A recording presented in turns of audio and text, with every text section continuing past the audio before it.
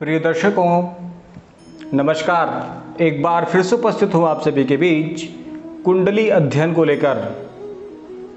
कुंडली अध्ययन में हम ये जानते हैं कि प्रत्येक मनुष्य के जीवन में क्या चल रहा है। साथ ही साथ जब एक युवक यानी कि एक विद्यार्थी जब उसकी शिक्षा पूर्ण हो जाती है, यदि वो घर पे बैठे तो वह एक अपमान से कम नहीं होता।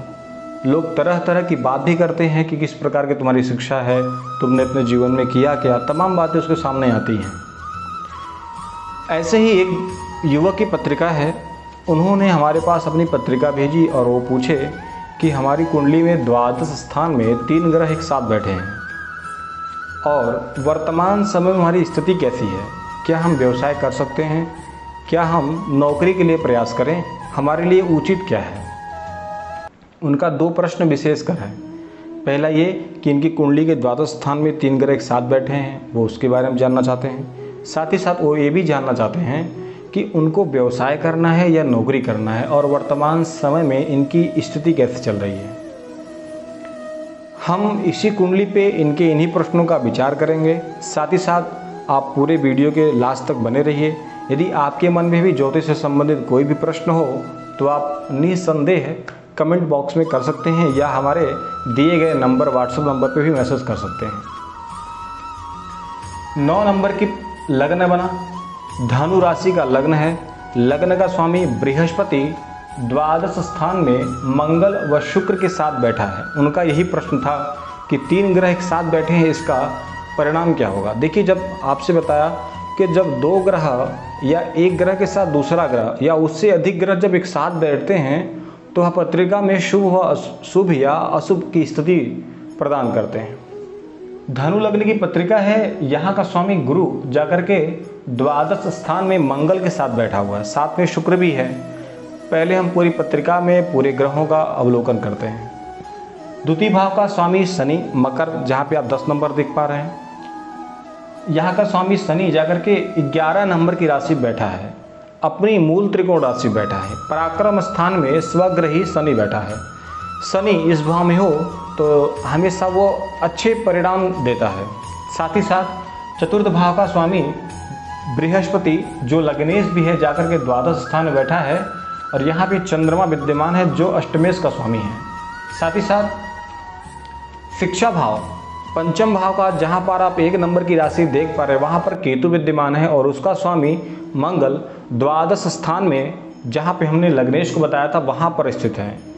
षष्ठ भाव का स्वामी, जहाँ पे आप 2 नंबर देख पा रहे हैं, यहाँ का स्वामी शुक्र जाकर के द्वादश स्थान में बैठा है। सप्तम भाव का मालिक यानी कि जहाँ पे 3 नंबर लिखा है, वहाँ का स्वामी बुध जाकर के एकादश भाव में सूर्य और राहु के साथ विद्यमान है। अष्टम भाव का स्वामी चंद्रमा जाकर के चतुर्थ भाव में बैठा है मीन राशि पर। भाग्य स्थान का स्वामी सूर्य जाकर के एकादश भाव में बैठा है 7 नंबर की राशि पे बुध व राहु के साथ। राहु के साथ बैठता है तो ये ग्रहण योग कहलाता है और बुध और जब सूर्य का संबंध होता है तो ये बुधादित्यों का निर्माण करता है।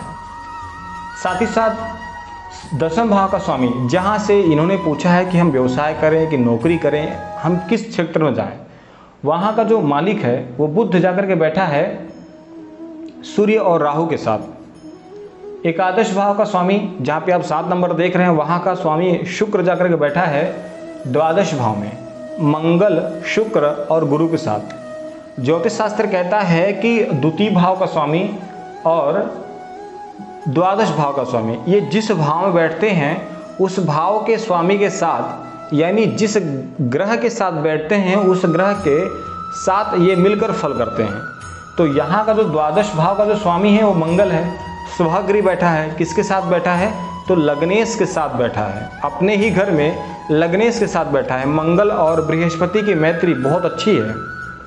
द्वादश भाव में मंगल और बृहस्पति का संबंध व्यक्ति के अंदर उत्साह कूट कूट के भरा होता है।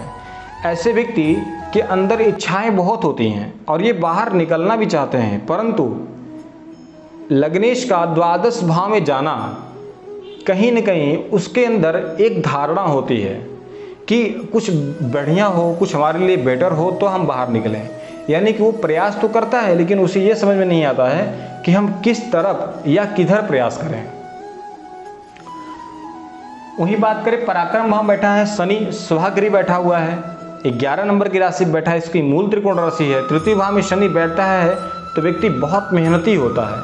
ये जातक बहुत मेहनती है, किसी भी काम में अगर ये लग जाता है तो भूत की तरह उस काम को करता है और बहुत निरंतर, जब तक वो काम पूर्ण रूप से हो ना जाए तब तक उसे करता रहता है। क्योंकि पराक्रम भाव का स्वामी जाकर के, पराक्रम भाव का स्वामी जो शनि है उसकी दशम दृष्टि बृहस्पति पे पड़ रही है, लग्न के स्वामी पड़ रही है। ये जातक के लिए परिश्रमी है। साथ ही साथ चतुर्थ भाव का भी स्वामी, जहाँ पे आप 12 नंबर देख पा रहे हैं, इसका स्वामी बृहस्पति जाकर के द्वादश भाव में बैठा है। इसे कहीं ना कहीं परिवार में भी रुकावटें बनता है, यानी व्यक्ति अपने परिवार से बाहर नहीं निकल पाता, चाहे वो पारिवारिक कारण जो भी हो वो बाहर नहीं निकल पाता। वहीं पे चंद्रमा बैठा हुआ है, अष्टमेश जाकर बैठा हुआ है, तो परिवार में भी इनसे सभी से मतभेद होता रहेगा।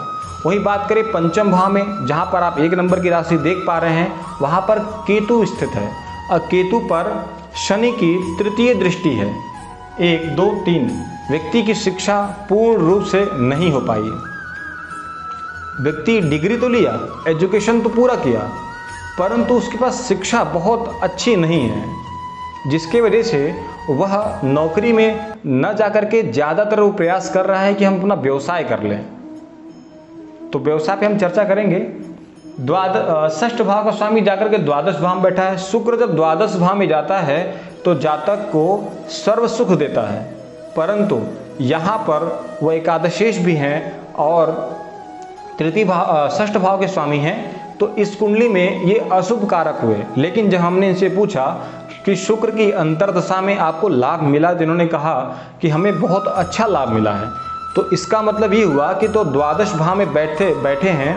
द्वादश भाव में मंगल और गुरु का जो संबंध बन रहा है, उनके अच्छे संबंधों की वजह से, वैसे तो शुक्र और बृहस्पति की मैत्री बहुत अच्छी नहीं है, परंतु उनके साथ मंगल का संबंध होने की वजह से जातक को लाभ भी दिया, क्योंकि वो लाभेश हैं। जो लाभ व्यक्ति जो मेहनत करता है उसका जो लाभ होता है वहाँ के मालिक हैं। अब बात करते हैं सप्तम भाव, जहाँ पे आप 3 नंबर की राशि देख पा रहे हैं, वहाँ का स्वामी सूर्य जाकर के, बुध जाकर के सूर्य के साथ बैठा हुआ है, तो इनके वैवाहिक जीवन में भी तनावपूर्ण स्थिति बनाएगा। बुध जब दशमेश बने या सप्तमेश बने तो व्यक्ति विशेषकर व्यापार में ही लिप्त होता है। व्यापार की तरफ उसका ज़्यादातर, उसकी जो बुद्धि होती है, जो उसकी सोच होती है, वो ज़्यादातर व्यापार की तरफ जाता है और उसके लिए अच्छा भी होता है। अष्टम भाव का स्वामी चंद्रमा चतुर्थ भाव में बैठा है। हमने आपको बताया ये स्थिति बहुत अच्छी नहीं कही जा सकती। साथ ही साथ भाग्येश सूर्य है, तुला राशि का बैठे हैं, नीच के बैठे हैं, नीच के घर में बैठे हैं। यहाँ पर सूर्य बुध की युक्ति से बुधादित्य योग और राहु और सूर्य से सूर्य ग्रहण योग बना। ये जातक के लिए कहीं न कहीं निर्णय लेने में बहुत असुविधा करेंगे। व्यक्ति निर्णय नहीं ले पाएगा अपने लिए, दूसरों के लिए तो निर्णय बहुत जल्दी देंगे, पर अपने लिए निर्णय नहीं ले पाएंगे। दशमेश कन्या राशि 6 नंबर की राशि देख रहे हैं, वहाँ का स्वामी बुध जाकर के बैठा हुआ है एकादश भाव में, यानी व्यक्ति व्यापार में और राहु के साथ बैठा है तो राजनीतिक क्षेत्र में अपनी पकड़ आगे चल के जरूर बनाएगा। क्योंकि जब राहु 10वें से संबंध कर लें, लग्न से संबंध कर लें, तो व्यक्ति राजनीतिक क्षेत्र में जाता है, जरूर जाता है, थोड़ा विलंब से ही सही, लेकिन जाएगा जरूर। वही बात करें एकादश भाव, जो उसकी आय का स्वामी जाकर के लग्नेश के साथ बैठा हुआ है, व्यक्ति अपने जीवन में अच्छी आय करेगा, परंतु वर्तमान समय में इनकी महादशा केतु की प्रारंभ है। केतु पंचम स्थान बैठे हैं। पंचम में कोई भी ग्रह बैठ जाए, ज्योतिष शास्त्र कहता है पंचम भाव में, नवम भाव में या केंद्र में यदि, केंद्र कहते हैं 1, 4, 7, 10 भाव को केंद्र कहते हैं, यदि इसमें राहु या केतु नवम और पंचम भाव के स्वामी के साथ बैठ जाएं तो उनमें भी शुभता आ जाती है। और कहते हैं कि राहु और केतु जिस भाव में बैठते हैं उस भाव के स्वामी के अनुसार फल करते हैं।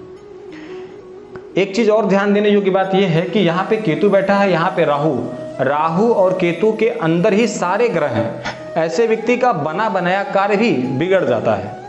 इन्हें लगता है कि हमारा कार्य कल परसों में पूरा हो जाएगा, जैसे ही उसका याद करते हैं उसके प्रति इनका ध्यान जाता है, इनका कार्य कुछ समय के लिए आगे के लिए टल जाता है।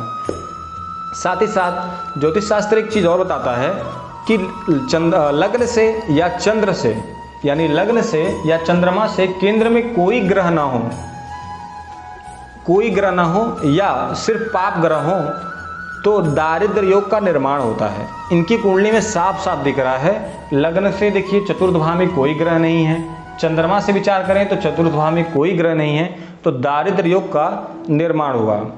वर्तमान समय में केतु की महादशा प्रारंभ है और ये अपने पिता के साथ व्यवसाय करना चाहते हैं। ये इनके लिए अच्छा है क्योंकि दशमेश सूर्य बुध के साथ युक्ति, बुधादित्य योग बना, पिता का सहयोग मिलेगा, पिता के साथ मिलकर के ये व्यवसाय करें तो इनके लिए ज़्यादा उत्तम रहेगा। और वर्तमान समय में केतु की महादशा में शुक्र की अंतर्दशा प्रारंभ है। शुक्र एकादशेश जाकर के द्वादश भाव में बैठे हैं। समझदारी से, सहजता से अगर काम करें तो इनको व्यवसाय में जरूर लाभ मिलेगा। और इस केतु की महादशा में जातक यहाँ पे किसी भी शुभ ग्रह से दृष्ट नहीं है, साथ ही साथ सूर्य से विशेषकर दृष्ट हैं, तो इन्हें कहीं पर बहुत बड़ा पैसे का इन्वेस्ट नहीं करना है। वैसे तो इनके पास पैसे की स्थिति बहुत अच्छी नहीं है, परंतु यदि व्यवसाय करें तो थोड़े पैसे शुरू करें, इनके थोड़े से पैसे से ही इनको लाभ मिलना शुरू हो जाएगा। ऐसे ही पत्रिका का अवलोकन के लिए आप हमारे कमेंट बॉक्स में या हमारे दिए गए नंबर पर मैसेज कर सकते हैं। आज के लिए इतना ही और मिलते हैं अगले वीडियो में। नमस्कार।